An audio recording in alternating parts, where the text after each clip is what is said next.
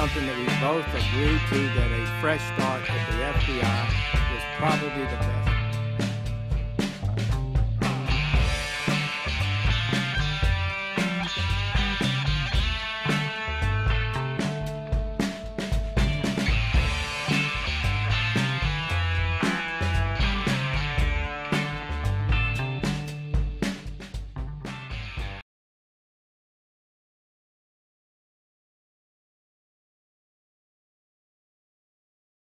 Bipartisan Congress put Jeff Sessions in his place, shut down his expansion of civil asset forfeiture.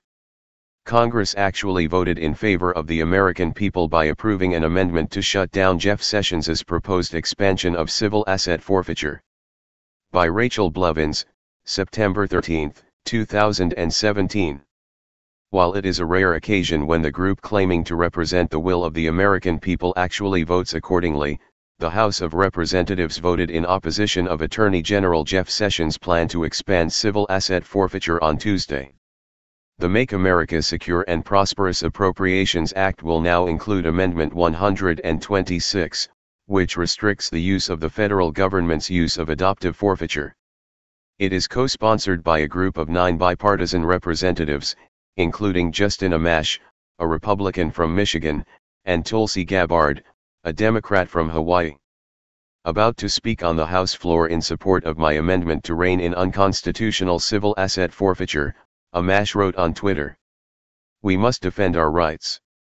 Advertisement. Follow. Justin Amash heavy checkmark at Justine Amash.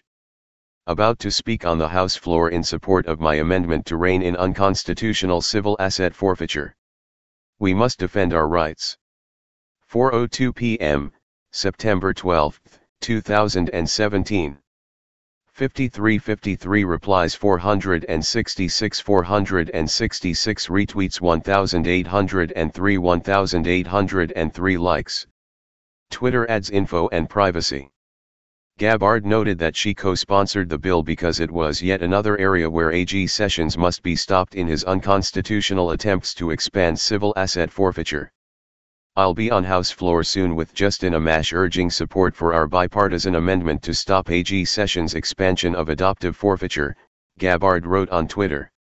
Adoptive forfeiture allows state law enforcement to sidestep state laws and use federal law to seize people's property without conviction or charges. Burden of proving innocence is on the individual, not on law enforcement. Even if innocence proved, the property/cash is often not returned. September 12.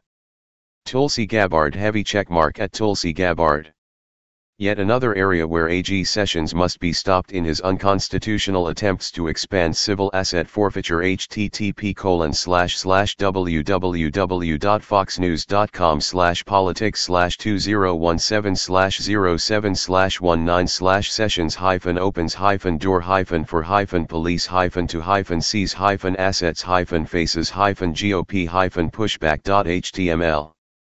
Follow. Tulsi Gabbard heavy checkmark at Tulsi Gabbard. "I'll be on House floor soon at Justine Amash urging support for our bipartisan amendment to stop AG Sessions' expansion of adoptive forfeiture." 1:36 p.m., September 12, 2017. 2525 replies, 172 retweets, 540 likes. Twitter adds info and privacy. September 12. Tulsi Gabbard heavy checkmark at Tulsi Gabbard. Replying to at Tulsi Gabbard at Justine Amash. Adoptive forfeiture allows state law enforcement to sidestep state laws and use federal law to seize PPL's property without conviction or charges. Follow. Tulsi Gabbard heavy checkmark at Tulsi Gabbard. Burden of proving innocence is on the individual, not on law enforcement. Even if innocence proved, the property/cash is often not returned. 1:42 p.m., September 12, 2017. 1010 replies, 68 retweets, 135 likes. Twitter adds info and privacy. defining civil asset forfeiture as a pernicious practice that throws due process out of the window and allows permanent seizure of assets based on an extraordinarily low evidentiary standard. FreedomWorks.org noted that Amendment 126 seeks to prohibit the use of funds authorized by Division C from being used for adoptive seizures, through which state and local agencies can circumvent protective state laws to seek forfeiture of seized assets under federal forfeiture laws. Sessions announced a new policy to increase civil asset forfeiture in July, labeling it as a means to better protect victims of crime and innocent property owners, while streamlining the process to more easily dismantle criminal and terrorist organizations. As any of these law enforcement partners will tell you, and as President Trump knows well, civil asset forfeiture is a key tool that helps law enforcement defund organized crime, take back ill-gotten gains, and prevent new crimes from being committed, and it weakens the criminals and the cartels.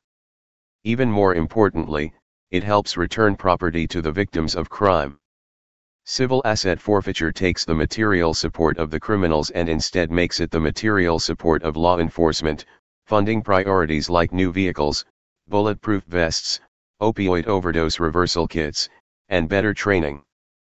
In departments across this country, funds that were once used to take lives are now being used to save lives. However, as the Free Thought Project has reported extensively, and as the majority of the representatives in the House seem to understand, civil asset forfeiture has only led to more corruption. Read more. Karma. Cop who legally robbed people of their cash, arrested for assault with a deadly weapon. In fact, even one of the co-creators of the civil asset forfeiture program in the United States has said he thinks it should be abolished. 3 decades ago I helped create our civil asset forfeiture system, now it is time to end it, Brad Cates, former director of the U.S. Justice Department's Asset Forfeiture Office, said in February 2016. During the Reagan administration I helped establish these programs because I believed they would quickly channel seized criminals' profits into the fight against organized crime and drug cartels. Yet over time we have created a new bad incentive, policing for profit, out of the reach of the proper legislative budget process. The purpose of due process is to ensure that suspects are given a chance to prove their innocence. However, when police are given the power to confiscate cash, weapons, cars, and other possessions, the suspects they are targeting are assumed guilty until proven innocent, and even if their innocence is proven in court, their possessions that were stolen by the state are not always returned. Hey Charlotte County, this is Charlotte County COPWATCH, and I'd like to thank you for all your years of support through the years.